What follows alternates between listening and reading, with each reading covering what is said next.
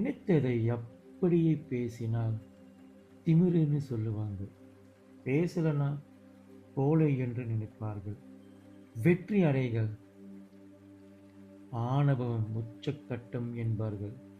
கஷ்டப்பட்டால் சோம்பேறி என்று நினைப்பார்கள். நேர்மையாய் இருந்தால் நீங்கள் அப்பாவி என்று சொல்லுவார்கள். உங்க வாழ்க்கையில் எது நடந்தாலும் குறை கண்டுபிடித்து சொல்லிக்கிட்டே இருப்பார்கள் நண்பர்களே.